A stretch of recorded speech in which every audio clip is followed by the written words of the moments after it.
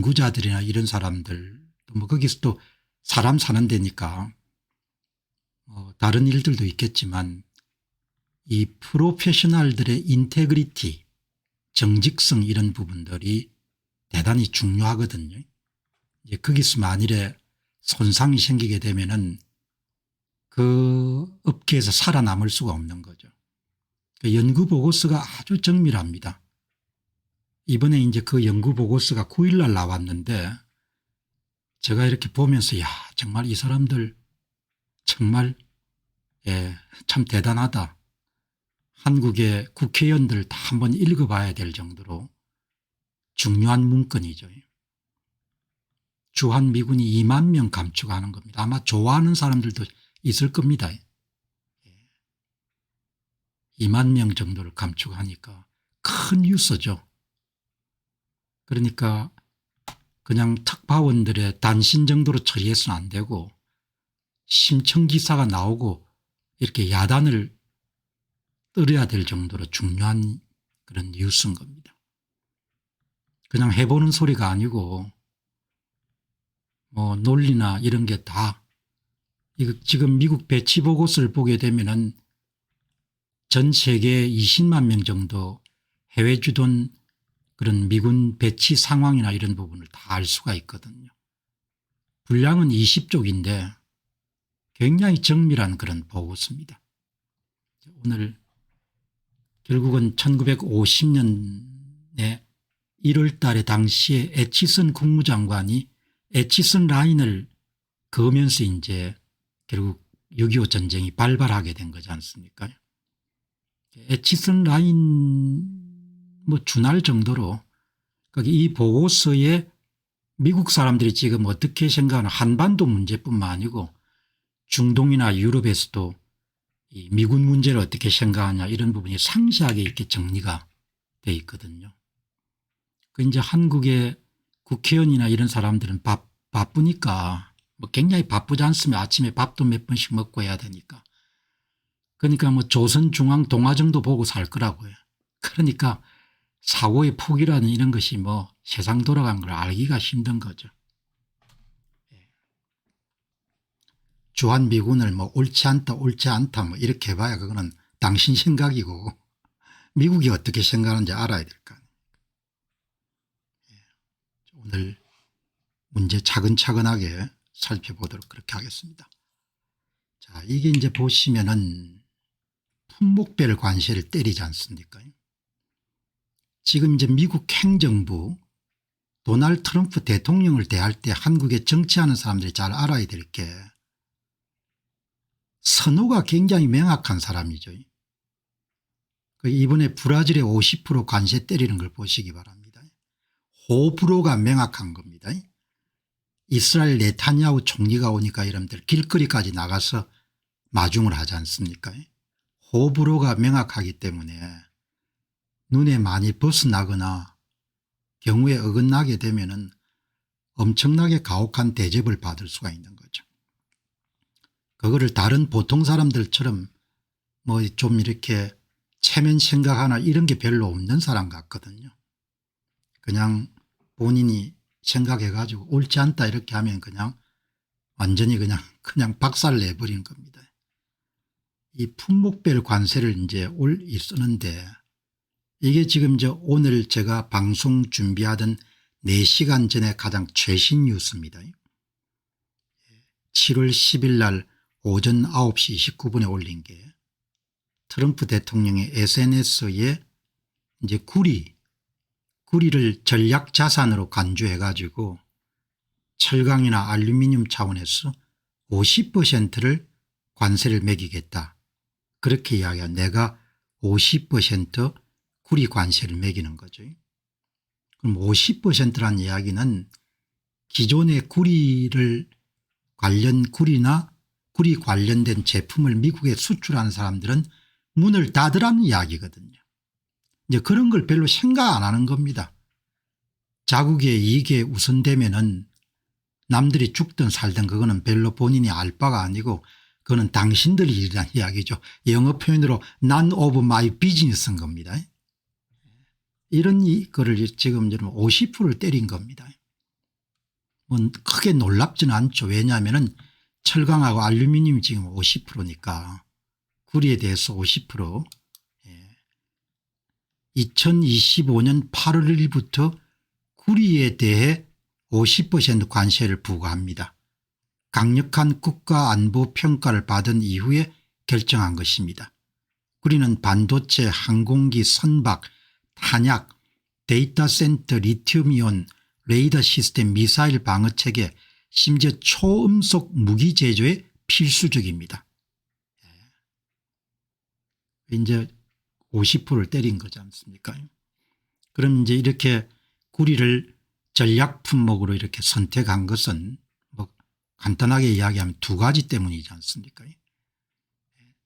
구리 관련된 자국 산업을 보호하겠다는 것이고, 그는 항상 미국 우선주의에 입각해서 지금 의사결정을 내리니까, 다른 하나는 뭐 위급 상황이 발생하더라도 공급망 체계가 흔들리거나 이런 부분이 발생하지 않아야겠다, 이렇게 해서 이제 이런 의사결정을 내린 거지 않습니까? 이렇게 의사결정을 내리게 되면은 지금 이제 확정된 것이 자동차 25%, 자동차 부품 25%. 그래도 자동차는 조금 완성차 업체들은 규모가 크고 그다음에 시장이 좀 다각화되어 있으니까 나을 건데, 미국의 자동차 부품을 많이 수출해 왔던 부품 기업들은 상당히 이번에 타격이 클 것 같거든요. 철강 50%, 알루미늄 50%, 구리 이제 50%. 이제 아직 확정해서 발표 안 한 것이, 남아있는 것이 반도체, 뭐 의약품, 여기 의약품이 빠졌네요. 의약품. 그다음에 다른 이제 계속 잇따라오겠죠. 이제 우리한테는 중요한 것이 자동차 못지않게 뭐 어쩌면 더 중요한 거죠. 반도체, 반도체 수입에 대해서 관세를 얼마를 먹이느냐, 이게 이제 중요한 거니까. 그럼 뭐 이것저것 고려 안 하는 겁니다. 자국 이익에 도움이 되면은 그냥 때리는 거죠. 그러니까 그래도 이제 현대자동차 여러분들 주식도 지금 괜찮고, 또 현대제철함 들어가면 현대제철 주식도 그대로 선전하고, 그다음 포스코 주식도 보니까 뭐 그런 대로 잘 나가네요.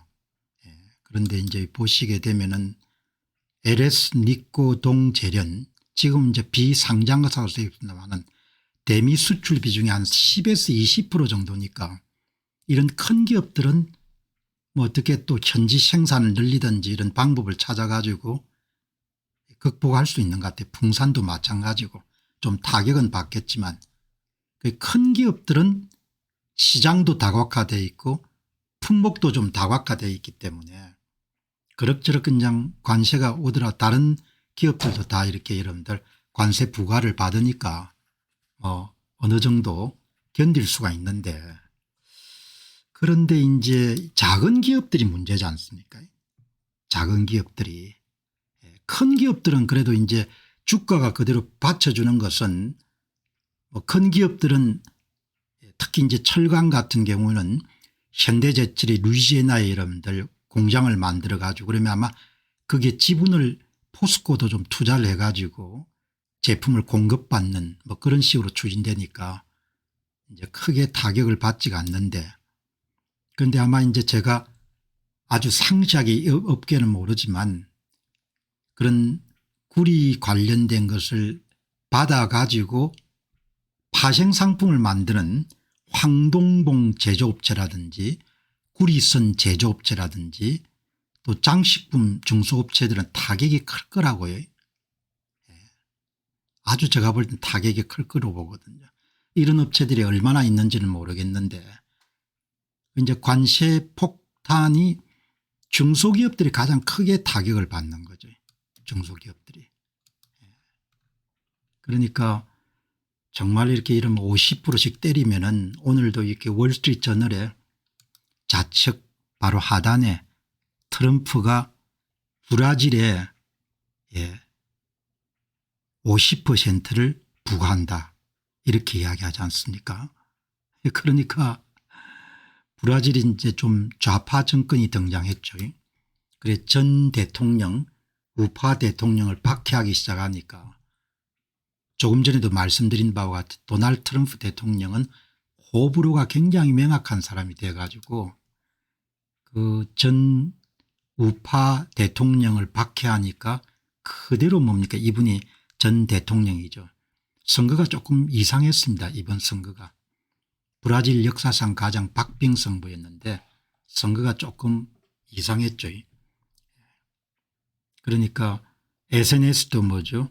사람 탄압하지 말라 뭐 이런 글을 올리지만 브라질산 수입품 전 품목에 대해서 50% 관세를 부과하니까 브라질에서 미국에 수출했던 기업들은 뭐 다 공장 닫아야 되는 거죠. 이렇게 이러면 보복을 할 수 있거든요.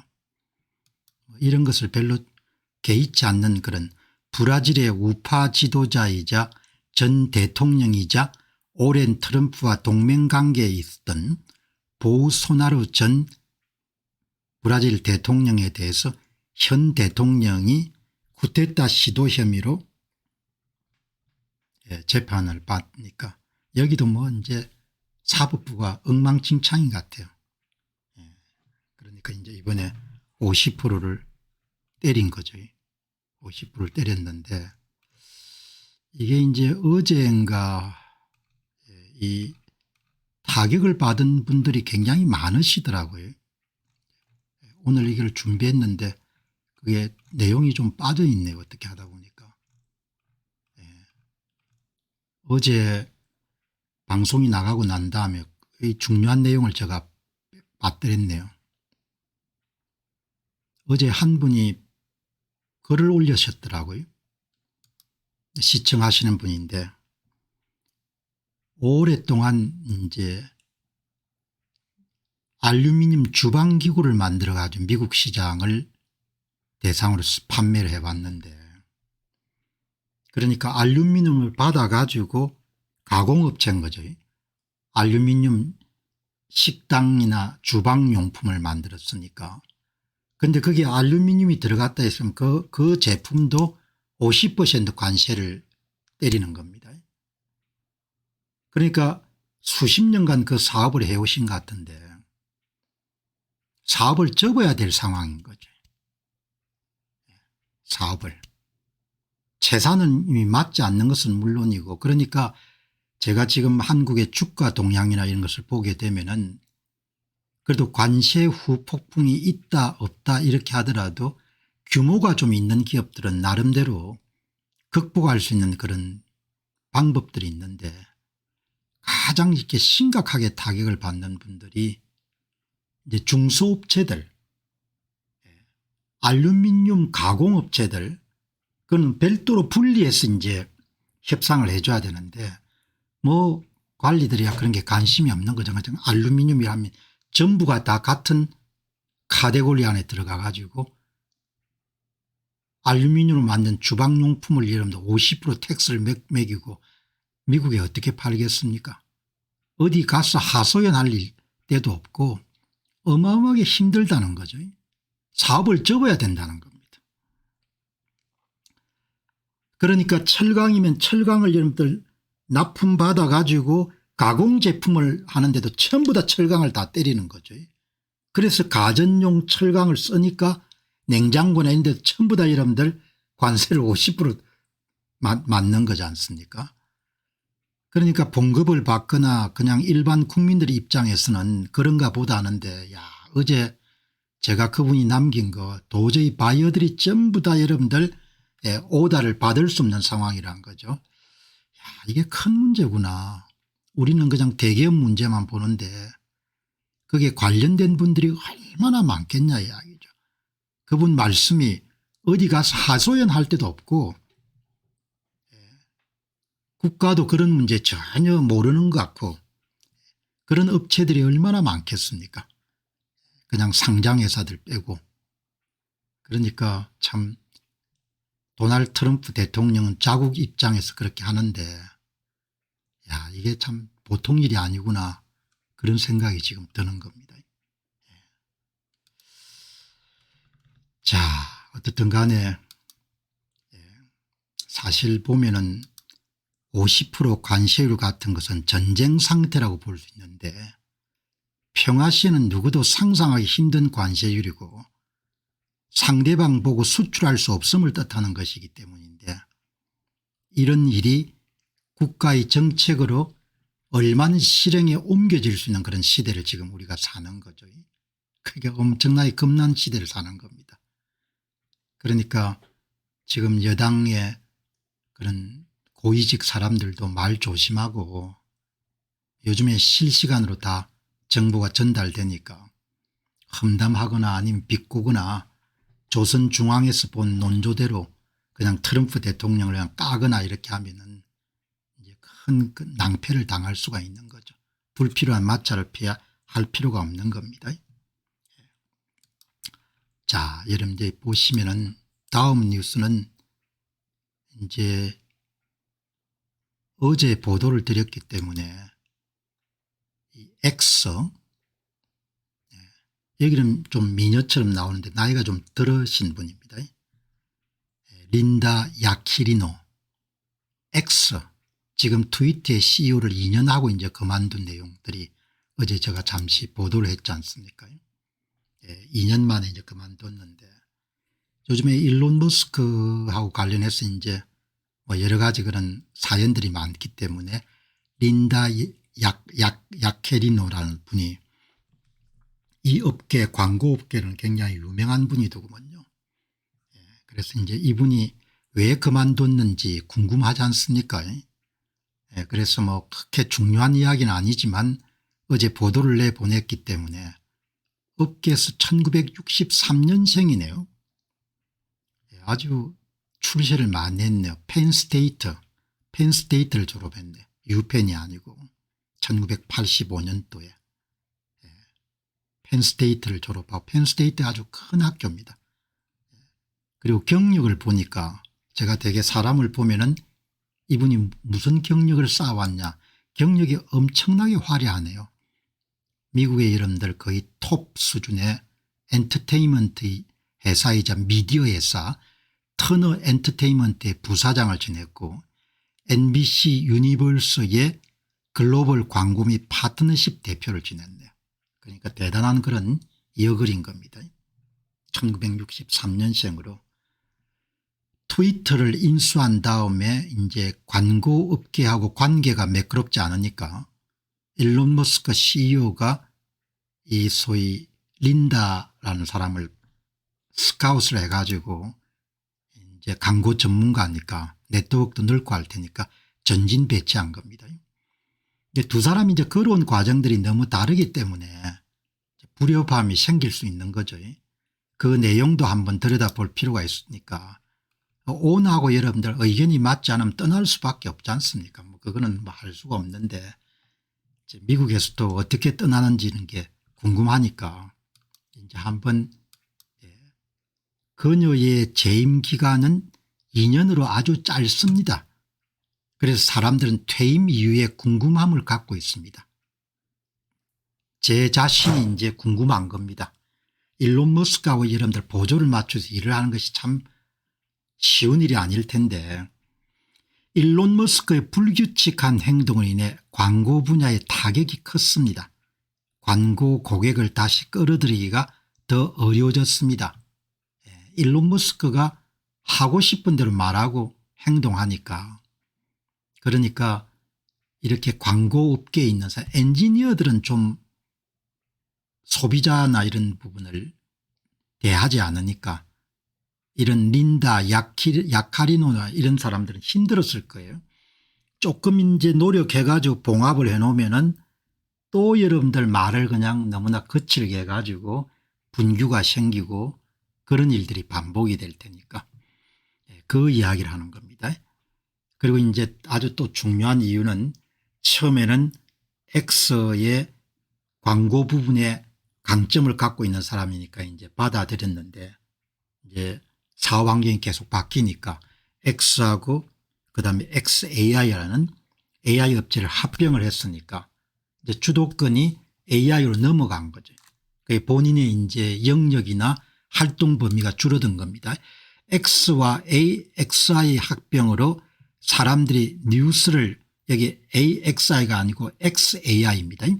사람들이 뉴스를 공유하고 청구수를 지불하고 엔터테인먼트를 즐길 수 있는 모든 것이 있는 앱으로 만들겠다는 일론 머스크의 목표는 한 걸음 더 나아가게 됐지만 여기에 린다 야카리노 X의 CEO 입장에서는 자기의 강점이 확 줄어드는 자기 역할이 업무 영역이나 존재감이 줄어들어 버린 거죠.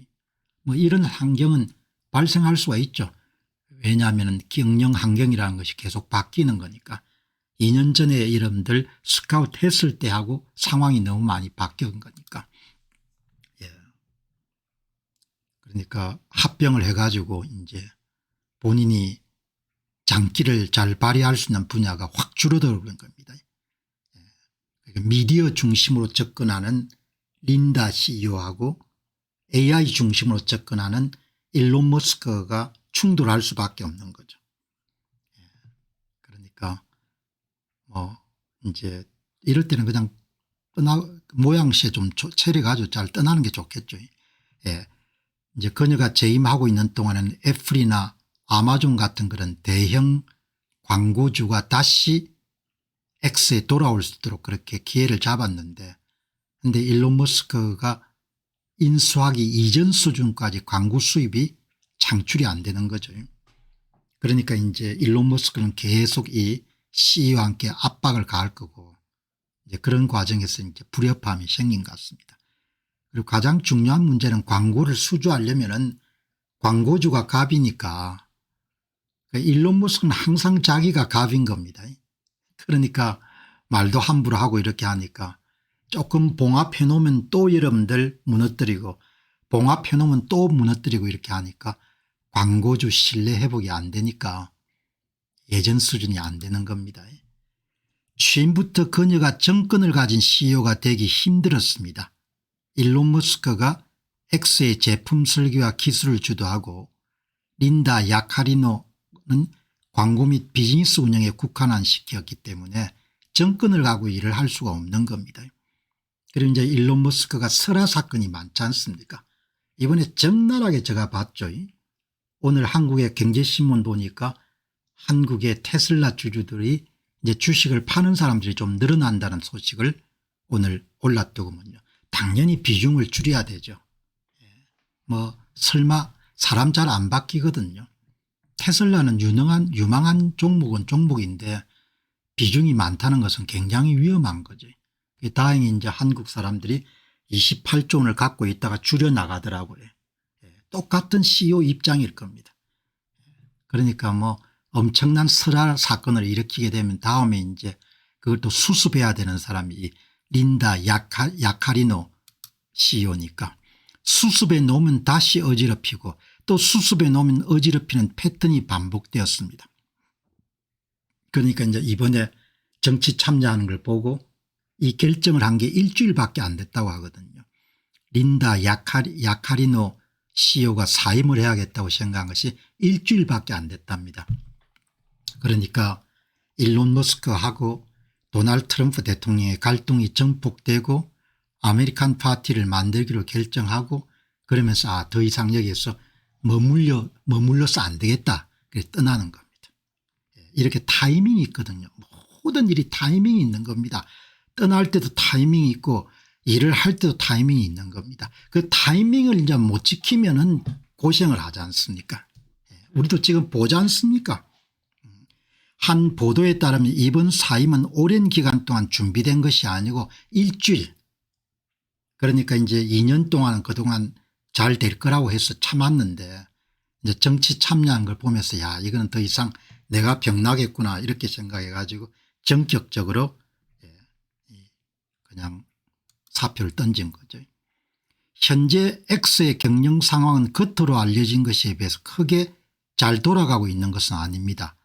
사용자 수는 2023년 6월 9일 9억 명에서 현재 7억 명 정도에 머물고 있고 물론 X의 가치는 10억 100억 달러까지 떨어졌다가 400억 달러까지 올랐으니까 많이 선전했는데 그 인수 가격은 넘지 않고 인수가에 근접한 겁니다. 그러니까 일론 머스크를 믿고 X에 투자했던 투자자들은 큰 손실이 이제 나지 않는 상태까지 갔지만 큰 돈을 벌었다거나 이렇게 한 상태는 아닌 거죠.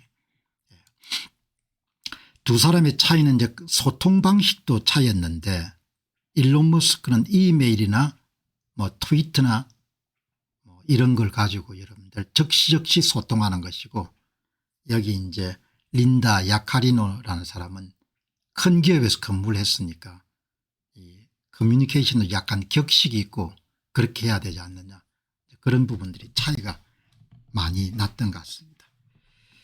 자, 그래서 이제 이렇게 헤어진 겁니다. 뭐 이때는 칼같이 나가야 되는 거죠. 광고주들이 광고를 내보낼 수 있는 곳이 X만 있는 것이 아니니까 광고 수주전에서 계획한 만큼 아주 빠른 성장에 이루어지기가 힘들었을 것입니다. 일론 머스크가 적이 워낙 많지 않습니까? 광고주가 각 중요한 자산은 무형자산인데 이게 CEO의 거친 표현으로 자주 손삭되는 사건이 발생하기 때문에 책임지는 사람이 굉장히 힘들었을 것이다, 이렇게 보는 거죠. 일 같이 하기가 상당히 어려웠을 겁니다. 이번에 일론 머스크가 여러분들 도널드 트럼프 대통령하고 결별하고 그 이후에 여러분들 일어나고 있는 사건을 보게 되면 대단히 찾기 힘든, 대단히 독특하고 특별한 그런 성품을 가진 사람이다, 이런 생각이 드는 거죠. 그러니까 밑에 사람들이 어제 한 분께서 XAI나 X의 인재들이, 테슬라 인재들이 많이 오픈 AI나 이런 데로 옮긴다는 이야기가 있는데 이번에 보니까 그럴 가능성도 좀 높을 것 같아요. 자, 여기 이제 보시면은 이제 오늘 아주 중요한 주제인 주한미군 2만 명 감축 방안을 오늘 세 주제로 나누어 가지고 원문까지 다 살펴보도록 하겠습니다. 여기 이제 두 사람입니다. 바로 얼마 전까지 미국의 국방장관 고문을 지냈던 사람입니다. 댄 콜드웰, 아마 이 업계에서는 상당히 명성이 있는 사람들 같습니다. 그다음에 제니퍼 캐버너 선임연구원, 이 두 사람이 쓴 보고서입니다. 그래서 제가 이분은 옛날에 이제 VOA 같은 거 있을 때, 미국의 소리 방송 있을 때 가끔 이렇게 나와서 한반도 문제 커멘트도 하고 그렇게 했던 것 같아요. 2만 명 줄이는 겁니다. 2만 명. 굉장히 이렇게 무게 있는 워싱턴 DC에서 국방 문제에 관해서 굉장히 무게가 있는 그런 사람들입니다. 그냥 보고서가 아니고, 그러니까 미국의 국방 정책에 바로 영향력을 행사할 수 있는 그런 보고서인 것 같아요. 이게 미국 국익에 맞추는 해외 주동군 태세 보고서. 이 태세란 것이 여러분들 영어 표현으로 포스트라는 표현을 썼던데 배치, 해외 주동군 배치에 관한 보고서입니다. 피터 헤그세스 국방장관 전 수석고문 댄 콜드웰, 의사결정은 도널드 트럼프 대통령이 하고 국방장관이 하지만 싱크탱크들 이름 올린 아주 여러분들 잘 쓴 보고서입니다. 현재 약 28,500명 수준인 주한미군 지상전투병력 대부분을 철수해서 10,000명 정도를 남긴다. 2만 명을 줄이는 겁니다. 2만 명을 간단하게 이야기하게 되면. 그리고 지금 군인만 28,500명이고 한국의 군무원 같은 걸 다 포함하게 되면은 평택 기지를 중심한 4만 명 정도가 있는 겁니다. 동아시아에서 미군의 태세를 중국 견제와 미국 이익을 보호하는 방향으로 재편해야 된다. 미국 국익을 우선하는 겁니다. 한국을 지켜주는 것을 우선하는 게 아니고, 동맹국을 지켜주는 것을 우선하는 것이 아니고, 자국의 이익, 영어 표현을 홈랜드라는 표현을 쓰더군요. 자국의 이익을 극대화하고 중국과 분쟁이 발생하지 않는 적정한 견제나 균형을 유지하는 선 정도로 아시아에 미군 재배치를 추진한다. 한국에서 미군 기지 방어와 관련되지 않은 모든 지상 전투부대를 철수하고 육군 통신정보본부 부대와 지원부대 일부를 줄여야 된다. 전투부대를 전부 다 빼라는 겁니다. 보급이라든지 지원부대 정도만 남겨놓고 한반도에 순환 배치하는 전투여단과 육군 전투항공부대를 포함한 제2보병사당, 우리에게 익숙한 미 2사단 대부분을 철수하라는 겁니다. 이산화로 알려진 미 육군 제2보병사단은 북한을 억제하는 주한미군의 핵심 전력이다. 인계철선이란 그런 개념하고 가장 중심적인 부대가 미 2사단이죠. 이걸 대부분 다 빼라는 겁니다. 그치?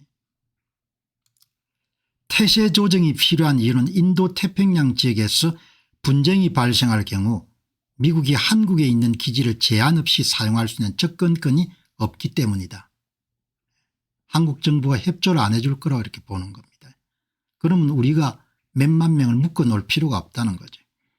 대만 침공 상황이 발생하게 되면 한국에 있는 미군 전력을 원하는 대로 즉시에 활용하지 못할 수가 있다. 누구 좋은 일이라고 그렇게 할 거냐, 이런 이야기인 겁니다. 보고서 내용이 핵심이.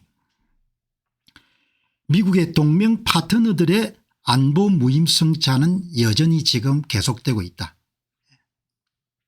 오늘 여러분들 특파원이 소개한 내용을, 핵심 내용을 여러분 정리해 드리고 원문을 한번 다시 살펴보도록 하겠습니다. 한국은 재래식 전력에 의해서 북한의 우위라 미국 지원 없이도 당장 스스로 효과적으로 방어할 수 있다. 주한미군 감축은 단순히 트럼프 행정부의 외교 안보 기조를 넘어서 대외 문제에서 점차 발을 빼려는 미국 내 큰 경향성을 반영하는 것이다. 도널드 트럼프 대통령이 다음에 물러나더라도 이런 큰 추세에서는 벗어날 수 없다는 겁니다.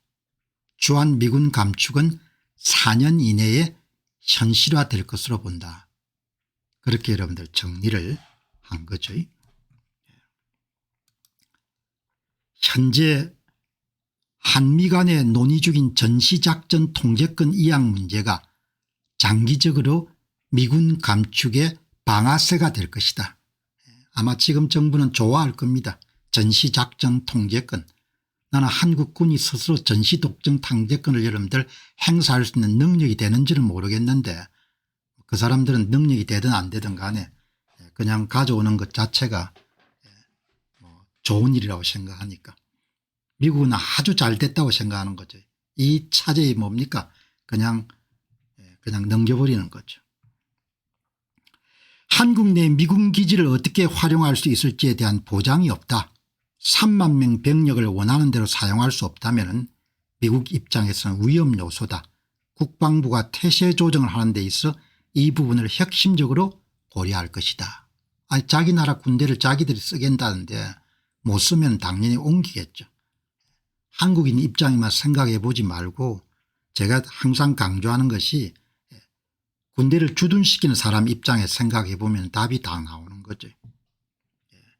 일본에는 거의 손을 안 댑니다. 이 보고서가. 일본에서는 여러분들 사람을 거의 철수 안 하는 겁니다. 이 보고서가 전 세계 여러분들 미군의 재배치를 다루는데 전부 다 한국에서만 빼는 게 1번입니다. 일본은 손을 거의 안 댑니다. 한국에서 전부 다 이런 빼는 겁니다. 병력을.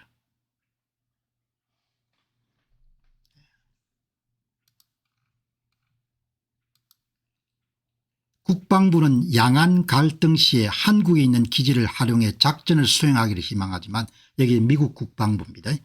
미국 내에서는 한국의 동의를 얻을 가능성이 낮다는 인식이 확산되고 있습니다. 한국 정부가 협조가 안 될 거라고 보는 겁니다. 그래서 미군 기지를 유지 보수 물류 정보 등 지원 기능에 사용할 수 있도록 유연성을 갖도록 만드는 게 더 현실적으로 보고 있습니다. 전투부대를 전부 다 빼겠다는 겁니다. 전투부대를. 좋아할 겁니다. 지금 일부 사람들은. 권력층 있는 사람 일부는 좋아할 겁니다. 전쟁 수행 능력이 있는지 없는지는 별로 관심이 없는 거죠. 여러분들 그 작성한 사람이 기자하고 인터뷰에서 이야기한 것이 미국 내에서는 전략적 유연석 자국 군인들을 다른 곳에 위급 상황이 발생했을 때 써서 빼내고 활용하는 것을 한국 정부가 동의하기가 힘들 거다 이렇게 보는 겁니다. 아주 중요한 점은 보고서입니다. 한국 문제만 다룬 게 아니라 전 세계 문제를 다루고 있는 겁니다. 그래서 보고서만 여러분 꼼꼼히 읽어보면 미국 전체 국방 전략을 여러분들 이해할 수 있는 겁니다. 제니퍼 카바나 여기에 디펜스 프라이오리티스라는 그런 싱크탱크입니다. 선임연구원이죠. 랜더 연구소도 있었고 카네기 인다우먼트에도 있었고 굉장히 이 업계에서는 명성이 있는 그런 연구원 같습니다. 이게 이제 미국에 주재하는 일본 특파원이 올린 글입니다. 일본 특파원이. 여러분들 이거 잘 보시기 바랍니다. 이미 미국은 한국을 제외한 겁니다. 이 보고서에서. 이게 섬과 섬을 연결하는 방어선입니다. 도련, 섬을 연결했다. 섬도자 제1도련선. 그걸 여러분 영어 표현으로 First Island Chain이라고 그렇게 부릅니다. 그 다음에 이 도련서 일본 괌 파라우 이렇게 연결하는 겁니다. 여기에 보고서를 쓴 사람들은 1도련선도 힘드니까 미국이 2도련선까지 그냥 물러서고 그 다음에 대만이나 한국은 당연히 여러분 자기 방어는 자기가 신경 쓰도록 그렇게 이야기하는 겁니다. 여기 이름 보시기 바랍니다. 한국은 이미 여러분들 에치슨 라인처럼 한국은 여기 안중에도 없습니다. 이 보고서에. 이 보고서 여러분들 한국은 완전히 배제가 된 겁니다. 항상 제가 여러분 지도를 우리가 보게 되면 한국의 전략적 가치는 거의 없는 겁니다. 한국이 여러분 지정학적 전략적 가치는 냉전 종식과 함께 거의 사라진 거죠. 미국의 전력이 1도련선에서 2도련선까지 후퇴를 해야 된다는 거죠. 그리고 태평양의 동부를 보호하면 미 본토를 보호할 수 있기 때문에 거기에 맞춰서 미군 재배치를 해야 된다. 이렇게 보는 겁니다.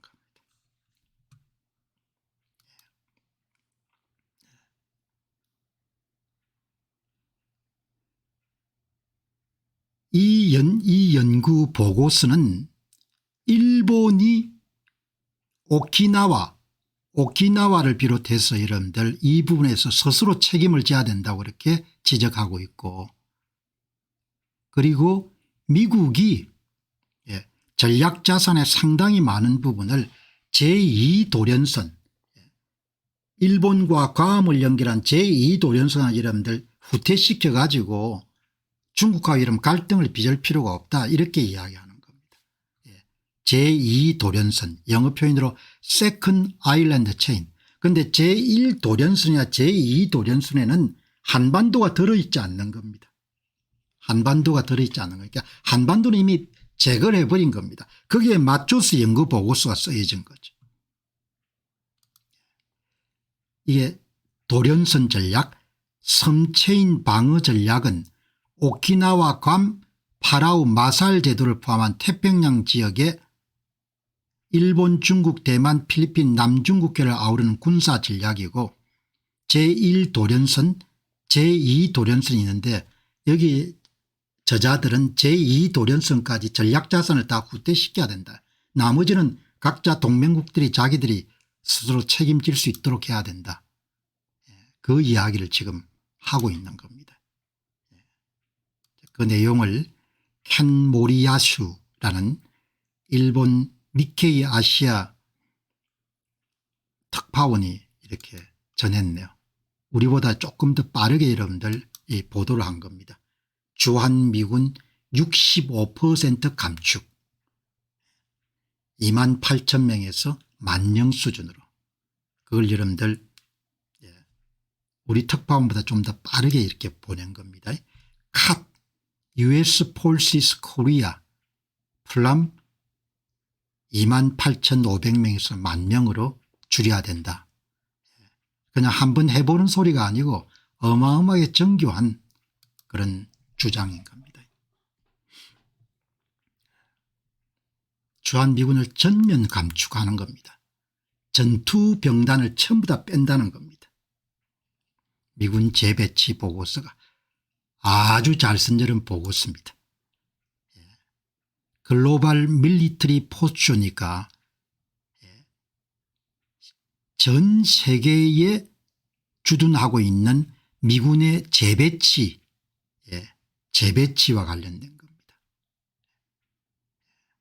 여러분들 펜타곤이네요. 이런 보고서입니다. 디펜스 플라이올리티라는 싱크탱크에서 미국의 이익을 보장하는 그런 세계적인 미군 배치 전략 이 키포인트 여러분들 앞에서도 잠시 말씀드렸다시피 미국의 연구원들은 참 탄탄하게 글을 씁니다. 그 미국의 여러분들 트럼프 대통령뿐만 아니고 미 국무부나 그게 요직에 있는 사람들은 한국에서 무슨 일이 일어나는지 전부 다 알고 있을 겁니다. 이 사람들 보고서 쓰는 거가 우리나라 국회의원들은 보고서 보자도 여러분 안 보겠지만 그 사람들은 다 여러분들이 읽겠죠. 한국에서 무슨 일이 일어났는지를 우리보다 훨씬 더 잘 알 겁니다. 보고서가 엄청나게 탄탄한 겁니다. 보고서가 여러분들이 보고서 보고 저도 깜짝 놀랐습니다. 전 세계 미국의 여러분 재배치와 관련된 보고서를 이렇게 키포인트 딱 해서 여러분들 바쁜 사람들은 키포인트 5개만 딱 볼 수 있도록 이 글로벌 포스처 리뷰 미국이 지금 20만 명을 해외 주둔시키고 있네요. 20만 명. 이 목차도 딱 보면 이런 목차가 딱 있지 않습니까? 유럽의 미군 재배치, 중동의 미군 재배치, 아시아의 미군 재배치 그리고 다른 지역들에 대해서는 여러분 핵심입니다. 철수 그리고 최소화. 철수 최소화. 이제 다른 나라 국지전 같은데 우리가 참여할 필요가 없다는 겁니다. 우리가 여러분들 그렇게 참여할 필요가 없고 여기 그냥 철수 그리고 최소화 너무나 중요한 내용이기 때문에 뭐 이거를 다루는 그런 유튜브도 별로 없을 것 같기 때문에 오늘 여러분들 공부하는 셈 치고 키포인트가 뭔고 하니까 한국 남부라고 이렇게 번역이 됐는데 그냥 대한민국에서 대부분의 지상군을 철수시키고 2개의 전투기 비행대를 철수시킨다. 미국의 군대를 중국 연안에서 멀리 옮긴다. 그리고 일본과 필리핀으로 하여금 자기 나라의 방어에 더 많은 책임을 부과한다. 제1도련선 섬 연결 체인 방어 전략을 쓴다는 겁니다. 중요한 것은 한국의 지상군을 전부 다 철수하라는 겁니다. 2개의 전투기 비행대도 다 철수하라는 겁니다. 그냥 보급 지원 부스만 한국에 두라는 겁니다. 철두철미하게 미국의 이익을 보고하는데 미군의 여러분들 배치 전략을 재조정해야 된다. 이게 핵심적인. 아시아 미군 재배치가 지금 어떤 문제가 있느냐. 중국 국경에 너무 가까이 위치해 있어서 중국과 미국 사이 충돌이 생길 경우에 취약하다는 겁니다. 평택 문제에 대해서 여러 번 지적했던 내용을 보고서에서 그대로 이야기합니다. 미국의 외교 정책에서 오늘날 미군의 배치는 너무 공격적으로 배치되어 있고 중국 국경에 너무 가깝게 위치해 있어 충돌이 발생하는 경우에 미국의 인력과 자산이 취약할 뿐만 아니고 중국의 침략을 오히려 도발할 가능성이 높다는 점에서 비롯된다. 이렇게 여러분들 딱 자기들 입장을 가지고 피력한 겁니다. 주한미군 뭐 제가 볼 때는 철수 문제가 결국은 실행이 될 수밖에 없을 것 같아요. 현재 미국군 배치는 소수의 특정 위치에 지나치게 집중되어 있고 평택을 이야기하는 겁니다. 중국의 미사일 공격에 취약합니다. 괌과 일본, 대만 등은 중국 미사일에 사거리 내에 있습니다. 미국은 이를 분산시키고 여러 지역에 배치해야 됩니다. 이는 동맹국이 미국의 지상군이나 허가를 받아 지역 방어를 지원하도록 유도할 수가 있습니다. 특히 제1섬 체인에서 펜타곤이 주로 집중했던 지역은 미국의 탐색 범위를 넓혀 병력을 분산시키고 생존성과 저항성을 높일 필요가 있습니다.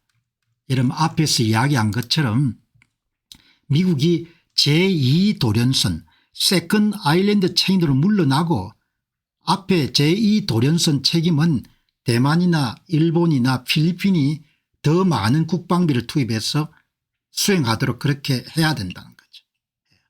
우리는 태평양의 동부만 보호할 수가 있으면 크게 문제가 없다 이렇게 이야기하는 거예요.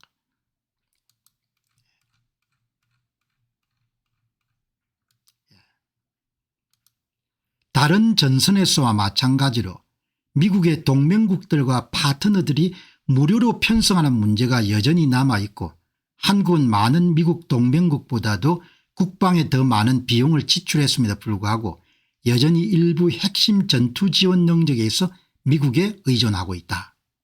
이런 내용을 그럼 미군 병력 재배치를 어떤 식으로 제한하냐 이렇게 여러분들 보고서가 쫙 We recommend 우리가 추천한다 조언한다는 거죠. 한국에서 기지 보안과 직접적으로 연결되지 않은 모든 지상 전투부대와 육군 신호정보 분석부대 본부부대 그에 연관된 일부 지원 및 지속부대를 철수할 것을 제한한다. 이것은 미국의 주력 전투부대인 제2보병사단의 대부분을 한국에서 철수시키고 순환 배치된 보병부대와 육군 전투 항공부대를 포함하여 추가로 한국에 기반을 둔 공군력을 줄이고 미군 기지에 있는 2개의 전투기 비행대를 미국 본토로 되돌린 것을 뜻한다. 전투기와 함께 세 번째 공군 유지 보수 부대와 기타 지원 부대 및 인원도 본토로 반환돼야 된다. 이 조치로 미국은 군사 주둔 인원의 한국에서 50% 이상을 감소하며 정확하게 67%입니다. 약 1만 명의 인원과 2개의 전투기 비행대 및 지원 부대만 남게 될 것이다. 남은 지상 인력은 주로 지원 지속 물류 유지 보수를 담당하며 한반도에서 발생할 수 있는 위기 작전의 책임은 한국군에게 맡겨질 것이다. 궁극적으로 미국의 한국 내 존재는 더 줄어들어야 되며 남은 전투기와 대부분의 지상군 특히 한국이 미국의 방어자산 사용을 제한할 경우에 철수돼야 된다. 만약 한국이 기지를 물류나 수리 허브로 사용하도록 허용한다면 일부 지원 및 유지 보수 인력이 남아있을 수가 있다. 이런 무슨 뜻인가 하니까 전투부대는 전부 다 본토로 다 귀환시켜야 된다는 주장이다. 아주 여러분들 폭탄급 보고서입니다. 보고서 여러분 그냥 찍 쓴 게 아니고 어마어마하게 탄탄한 여러분들 보고서인 겁니다. 미국 병력 재배치 기본 원칙 이렇게 여러분들 미국의 여러분들 그 병력을 재배치하는데 아시아에서 기본 원칙을 어떻게 해야 되겠느냐. 인도 태평양 지역에서의 미군 배치를 재조정함으로써 해결될 수 있으며 이것은 군대 유형과 배치 위치를 변경하는 것을 포함한다. 군 인력을 조정한다는 겁니다. 첫째, 미국은 지역 내 동맹국과 파트너들에게 자신들의 안보에 대한 주요 책임을 떠맡기고 미국은 지원 역할에서 필요한 경우 핵심 미국 이익을 보장하는 역할을 수행해야 된다. 파트너 국가들이 전선에서 자신의 군대를 배치할 수 있도록 맡겨야 된다. 예를 들어 일본군이 오키나와 방어의 주요 책임을 맡는 것이 이에 해당한다. 미군 배치는 원거리에서 작전을 수행할 수 있는 전쟁의 이점을 활용해야 되고 제2선 체임지역 제2도련선의 해상 환경을 이용한 방어 전략을 강화해야 된다. 그러니까 여러분 한국은 포함이 안 되는 겁니다. 뭐 에치선 라인이니 뭐니 이렇게 이야기할 데 없이 1도련선도 그냥 그만두고 2도련선까지 미국의 전략자산을 전부 다 여러분들 후퇴시켜야 된다는 겁니다. 그리고 태평양의 동쪽만 보호하게 되면 미국 본토 방해는 문제가 없다고 이야기하는 겁니다. 이 뭐 한국은 좀 들어가지도 않습니다. 그냥 뭐 에치선 라인도 아니고 제1도련선도 아니고 2도련선까지 여러분들 모두 전략자산을 다 후퇴를 시켜야 된다는 거. 좋아하는 사람들도 많을 겁니다.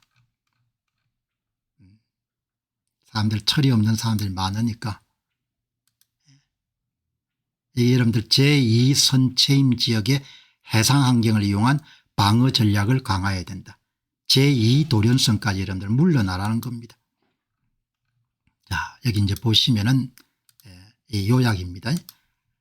한반도에 약 10,000명의 병력 주로 물류 및 전투 지원 인력과 2개의 전투기 비행대 및 그 지원 부대가 배치됩니다. 일본에는 약 45,000명의 병력이 배치되고 이 가운데 9,000명은 해병대 병력으로 오키나와의 1개 전투기 비행대가 미사와의 3개 전투기 비행대 요코타 공군기지의 공중지원부대가 이렇게 배치가 됩니다. 한국은 지금 28,000명에서 10,000명만 남기라는 겁니다. 그리고 전투부대는 전부 다 철수시키라는 겁니다. 뭐 아주 띵화하면서 좋아할 사람들 많을 겁니다. 이번 재배치는 22,000명을 감소시키고 그중 대부분은 한국에서 빼내는 겁니다.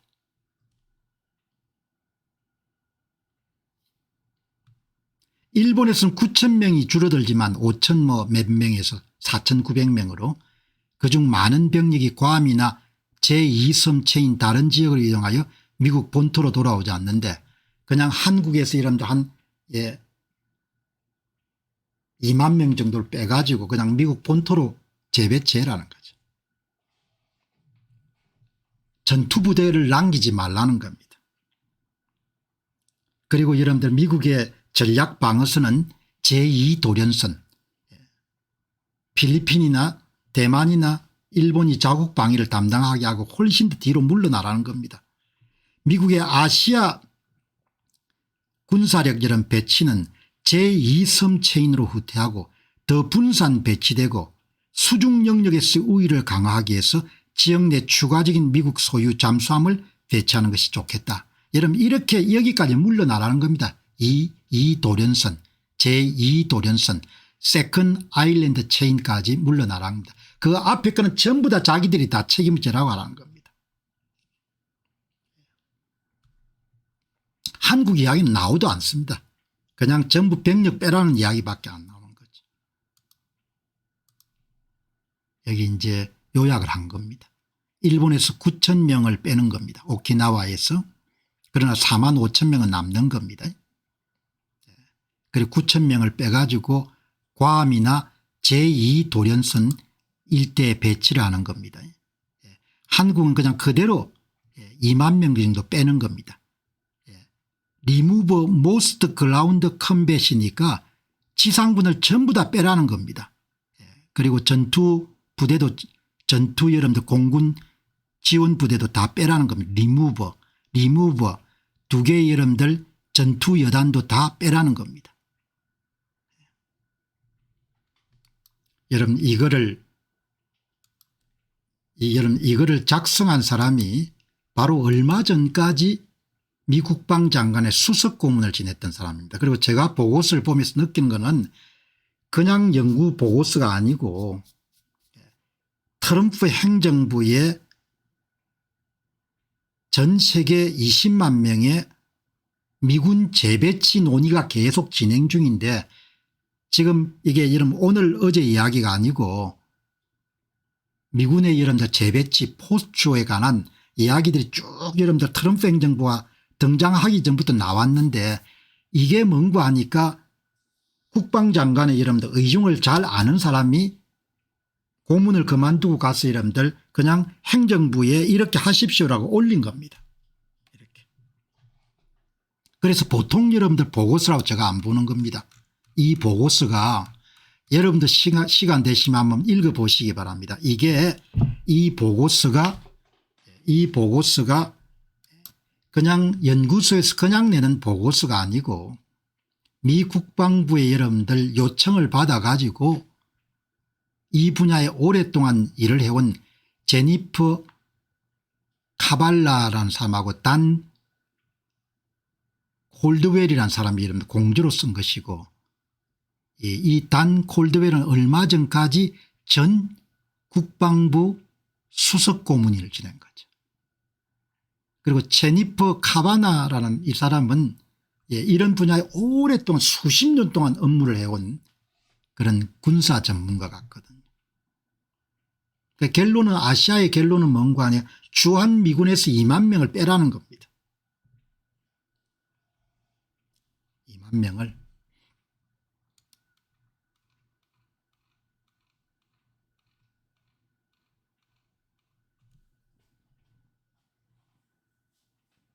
한덕수가 대통령이 어떻게 됩니까?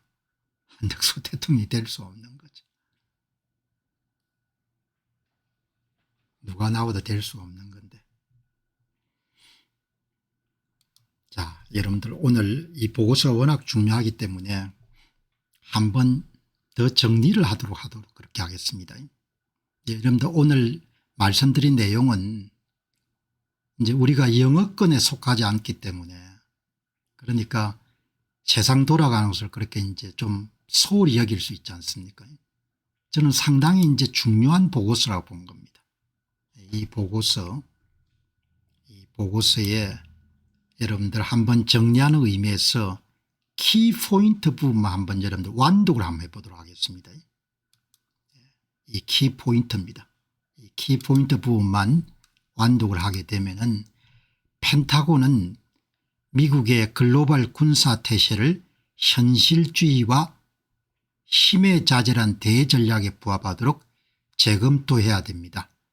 이것은 특정 지역에서의 군사 충돌 가능성을 줄이고 군대 배치 방식과 위치를 변경하는 것을 뜻합니다. 중국 너무 가까이 병력을 배치해서 안 된다는 겁니다. 그것이 전쟁 가능성을 더 높인다는 것이 이 보고서를 작성한 사람들의 주장입니다. 미국의 글로벌 군사태세 검토는 재배치입니다. 4가지 우선순위에 초점을 맞춰야 됩니다. 자국 본토 방위, 홈랜드를 지키는 겁니다. 지역 패권의 부상 방지, 동맹국과 파트너에게 자국 방위 부담 증가, 그리고 미국의 경제적 안보 보호입니다. 본인들이 부담을 이제 안 지겠다는 겁니다. 그래서 여러분들이 이 도련성까지 물러나더라도 미국에 하등 지장은 없다고 보는 겁니다. 그 앞에 부분은 다 본인들이 책임지도록 해라. 태평양 동쪽만 여러분들 공간을 갖고 있으면 미 본토가 공격받는 것은 피할 수 있다고 보는 겁니다. 이 사람들이. 현재 유럽에서의 군사 배치는 너무 커서 유럽 동맹국들의 무료 편성을 조장하고 있습니다.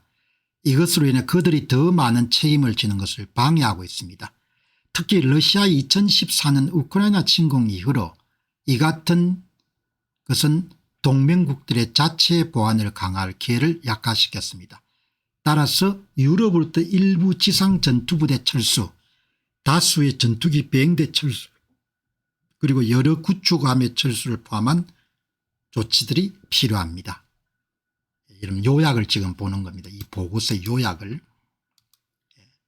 중동에서의 미국 배치는 2023년도 이스라엘 공격 이후에 배치된 공군 및 해군 자산을 철수하고 9.11 이후에 유사한 배치인 이라크와 시리아에서도 군을 철수를 하고 쿠웨이트와 카타르의 병력을 완전히 철수해야 됩니다. 이것은 국토 방어와 지역 내 실존적 위협이 없다는 점을 반영합니다. 동아시아에서 미국 군사 태세는 중국의 세력 균형과 미국 이익 보호에 초점을 맞춰야 재조정돼야 됩니다. 제한된 변경 상황에는 한국에서 대부분의 지상군과 2개의 전투기 비행대를 철수시키고 미국 군대를 중국 연안에서 멀리 옮겨야 됩니다. 평택 기지가 엄청나게 취약하다는 걸 이야기하는 겁니다.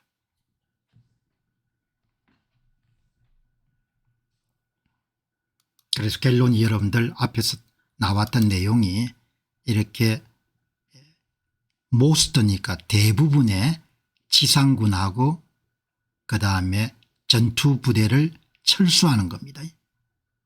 2개의 이런 전투여단 그리고 이것을 서포트하는 비행 공군을 철수시키는 겁니다. 한국이 여러분들 가장 많이 이번에 타격을 받는 겁니다. 자, 여기 이제 아주 중요한 표현이 나오네요. 철수 그리고 최소화. 미군 철수 그리고 최소화입니다. 그 다음에 이제 요약을 한번 보시죠. 요약을 보시면은 미국의 이익에 부합하도록 미군을 재배치해야 되고 그리고 자국 방위비는 스스로 맞도록 동맹국과 파트너들은 자신의 국가 방어에 훨씬 더 많은 책임을 지도록 그리고 전선 방어 작전에서 주도적 역할을 맡도록 그렇게 여러분들 하고 그다음에 동맹국의 방어 자급자족 속도를 높여야 되고 그리고 중동과 유럽에서 미국의 지상군 공군 해군 병력과 함께 공군 방어 자산을 철수해서 아시아에서 임무와 국토 방어를 위한 자원을 확보해야 됩니다. 아시아의 이런 방어 전략은 여러 번 강조한 바와 같이 제2도련선으로 후퇴시켜 가지고 재배치해야 된다. 그게 여러분들 이 사람들이 갖고 있는 주장인데 특히 미군 병력을 적대국 국경과 특히 취약한 지역에서 멀어지게 해서 불필요한 충동을 피할 수 있도록 해야 됩니다. 여러분들 그렇게 정리를 하시면 좋겠네요.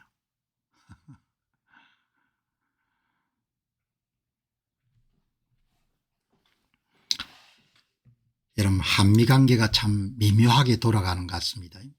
한국의 대표